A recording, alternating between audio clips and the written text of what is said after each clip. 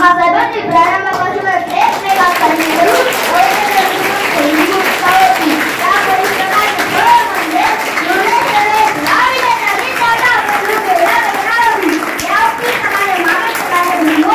आज मामाच्या संस्थेत 5 प्राथमिक 2 बालवाडी 15 हायस्कूल 4 महाविद्यालय लॉ कॉलेज कृषी विद्यालय सर्वसामान्यांसाठी जगदाळे मामा हॉस्पिटल आहे। आज मामाच्या कार्याचा गौरव म्हणून त्यांना डीलिटी पदवी देऊन सन्मानित केले।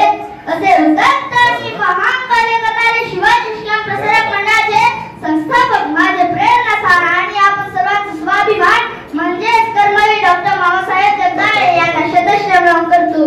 मामांचे उदुंब कार्य पाहून असे म्हणावेसे वाटते की दिव्यत्वाचे जे प्रसिद्धी तेथे कर माझे झुंटी आणि व्यासपीठाची दादा भेटू। जय हिंद, जय महाराष्ट्र।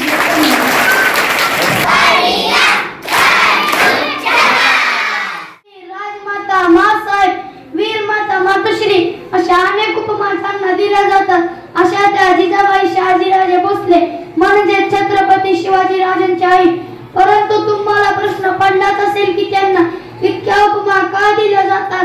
वीर माता जिजाऊ यांचं कार्य इतकं महान आहे की त्यांना या उपमा देखील कमी पडतील। राजमाता जिजाऊ यांचा जन्म 12 जानेवारी 1598 रोजी महाराष्ट्रातील बुलढाणा जिल्ह्यातील सिंदखेड राजाजवळ देऊळगाव येथे झाला। त्यांच्या वडिलांचे नाव लखुजीराव जाधव व त्यांच्या आईचे नाव माळसाबाई होते। लखुजी हे देवगिरीच्या यादव घराण्याचे वंशज होते, जसे सिंदखेड राजे येथील मातब्बर सरकार होते। जिजाबाईंना लहानपणापासूनच विविध विद्याबरोबर राजकारणाचे व युद्धनीतीचे बाळकडून मिळालेले होते। त्यांचा लहानपणी त्यांचा विवाह डिसेंबर 1605 मध्ये वेरूळ गावाचे पाटील मालोजीराजे भोसले यांचे चिरंजीव शहाजीराजे भोसले यांच्याशी झाला। जिजाबाईंना आणि शहाजीराजे यांना 2 मुले होती।